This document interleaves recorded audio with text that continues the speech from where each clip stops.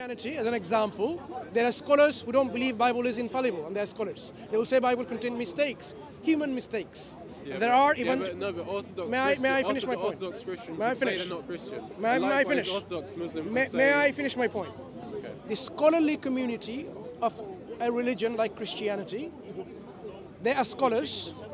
They may have, it's okay, brother. They may have disagreements with the orthodoxy and say, I believe there are man-made influences and there are errors and mistakes in the Bible, but there are still Christians in their belief, right? So it is not impossible for a scholar within this religious community to disagree with the orthodox belief. Christianity is an example. You find many Christians who don't believe in orthodoxy in what they believe about the Bible. But they're not considered Christians by the orthodoxy. They themselves consider themselves Christians.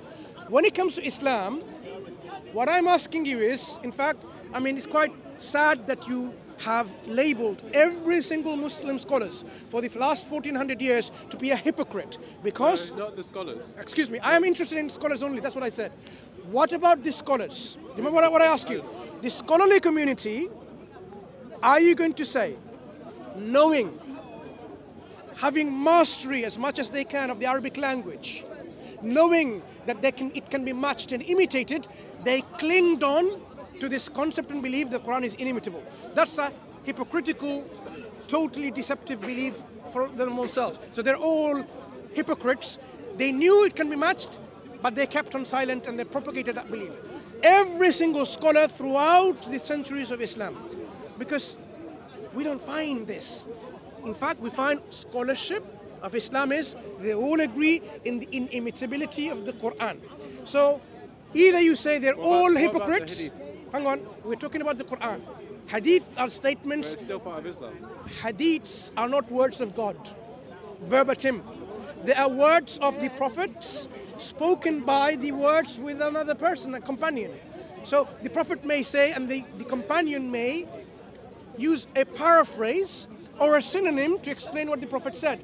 There are hadiths which are totally verbatim, lafzi, and hadith ma'anawi, by meaning. Hadith narrated by meaning, hadith narrated by words.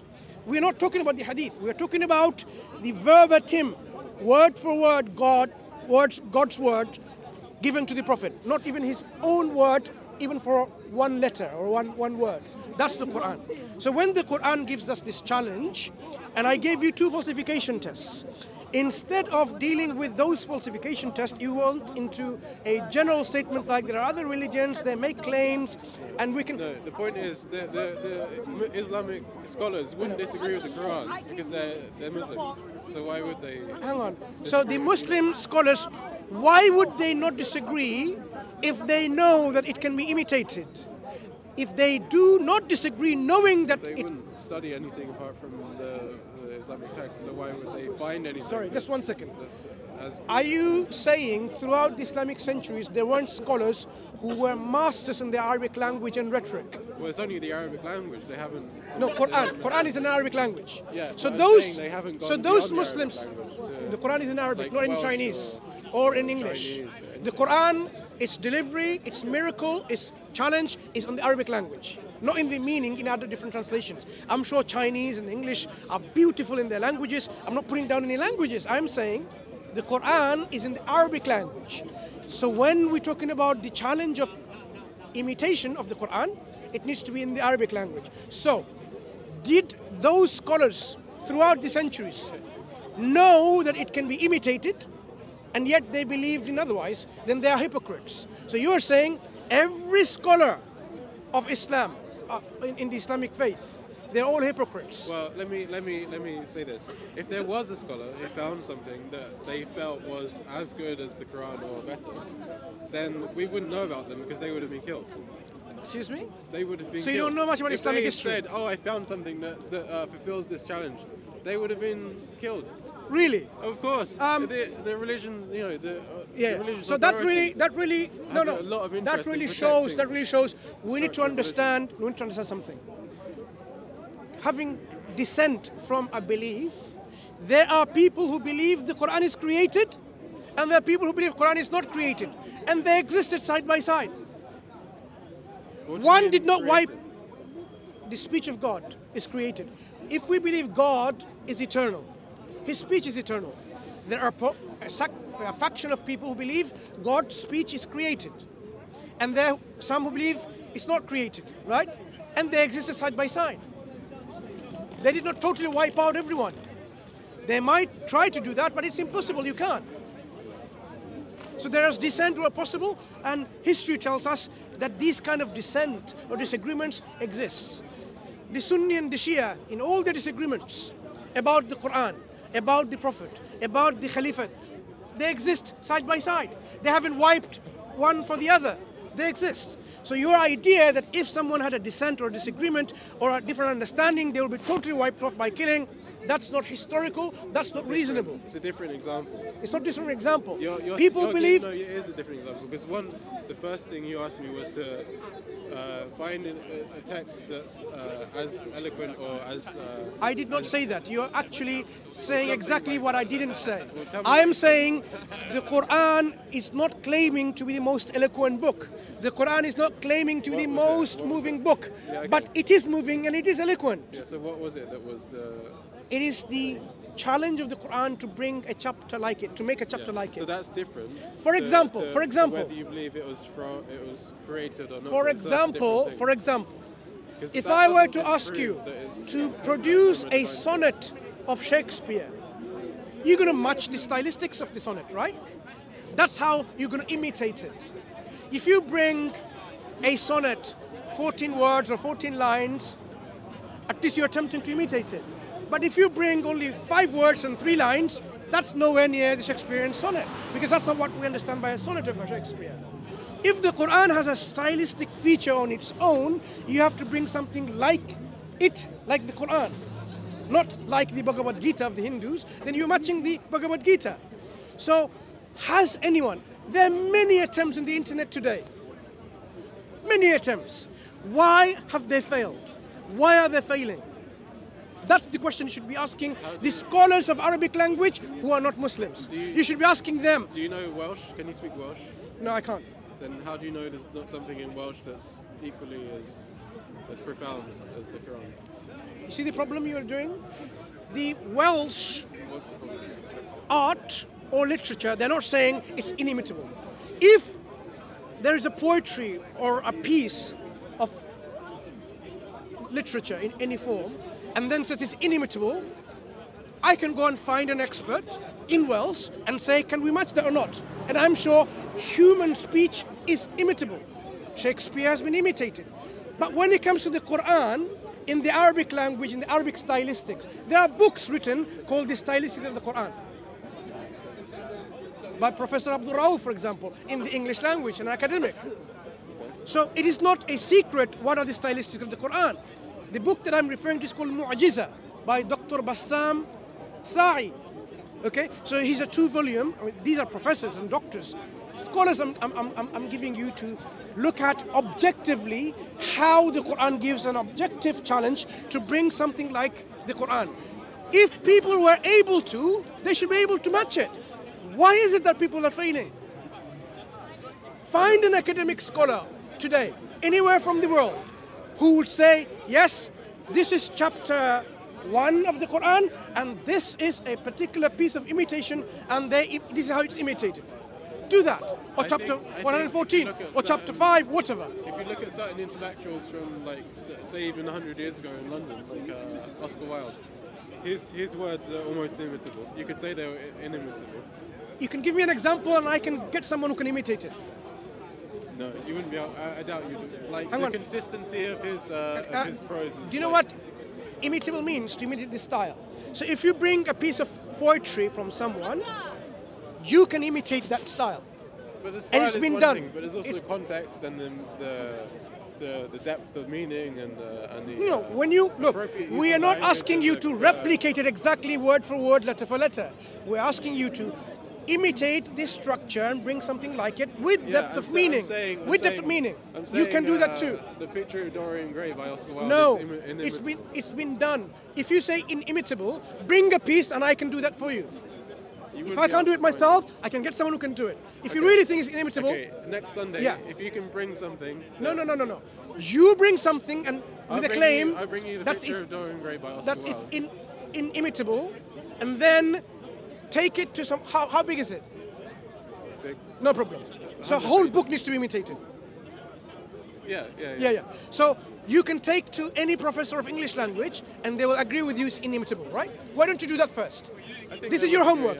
You go and speak to or write to the experts in the English language and that literature of that time frame and get a statement from them that this piece of, who's the author? Oscar Wilde. Oscar Wilde. That this piece is a masterpiece that is inimitable by humans. Yeah? Can you? No. You made a claim. I would like some agreement with people that they've done so. I could probably find. I'll come with a list of quotes describing it as inimitable. Yeah, bring it. So now, the Quran brings some quotes that it's imitable, that people can imitate it. For the Quran. It doesn't prove it's from God because Oscar Wilde didn't write from God. Hang on. This Oscar Wilde claim it's from God. But the Quran does. Quran makes a claim. How do you know it wasn't from God? Does Oscar Wilde claim it? Why did he have to? Why would he have to claim it's from God for it to be from God? Hang on. If a book is not from God and you believe it's from God, even though it doesn't say so. Very nice reasoning. Well, the thing is, he might have been too humble to say this is from God. How do you know he wasn't just so humble that he didn't say this is from God? So he's so humble, he writes a piece that you think is inimitable. Okay, would you mind telling me the stylistics and the structures within that Oscar Wilde's piece? I'll bring you the book No. tomorrow, You tell me the stylistics of Oscar Wilde, of that particular piece. Give me the stylistics of it. So what I mean by stylistics, all the features of that piece, objectively, and I will then find someone, and you, of course, you're going to bring people who will testify that's inimitable, that no one can match something like it, right? So there's two things. The feature of the stylistics embedded within these works of Oscar Wilde. Yeah, you'll say, look, for example, when he writes, he uses these synonyms in that way, he uses a verb in that way, he uses a noun, a preposition in that way, he uses this terminology in that way. So there has to be a specific stylistics that can be found within that, and that cannot be matched. So if somebody writes something like this, the bestest of the best, you say, oh, using the language bestest, can you use bestest? So if I produce another work like this, this is the goodest, rather than good and best goodest, can I do that? No. If I can find poetry we're able to do that, you will say it's imitable or not. Let's do that. But come back to the Quran. Why are the Arabic experts saying it's not possible? Because they don't read other texts. They don't read other texts. I don't know. It is to do with the Arabic language, my friend. We're not talking about English. So this is something that the Quran brings as a falsification test, and the way you come along is, oh, what about Oscar Wilde? See, Oscar Wilde doesn't even claim, the Quran claims it. It doesn't matter. The way to disprove the Quran is by engaging with the challenge of the Quran. If a scientist brings along and gives you a theory, look, this is my theory. You can do this experiment and you can reproduce it, or you can falsify my research. Okay, are we now going to go and do another research, something totally different, to disprove the research that scientist is claiming? Of course not. So let me ask you, say what you're saying convinces me and I decide that I want to follow, I feel like I should follow Islam. I say I can't disprove what you're saying, whatever. Does that mean that I should follow Islam even though I don't agree with everything in the Quran? Remember, that's why, thank you for reminding. I asked you, as you started by saying, there are many religions out there. You agree with some and disagree with some. You disagree with something from Christianity, disagree something from the Quran, and that's how I started the conversation, correct? So I asked you, what are the things that you disagree with? You say eating meat, for example.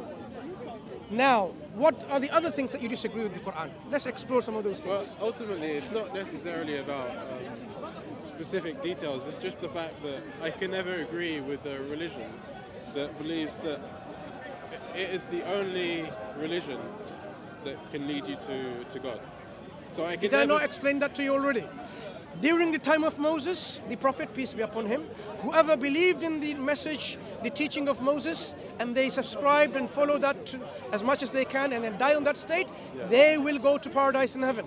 So is Islam exclusive in that nature? No. But the only difference I'm saying is, whenever the current messenger is, you have to follow the current messenger because the current guidance is the most current, the most complete for you. So if when Jesus the Prophet came, peace be upon him, and the Jews, the children of Israel, they said, we are not going to follow you, we are going to stick to Prophet Moses, they will not be saved. Why? Because it becomes obligatory to follow the most current messenger, Prophet of God.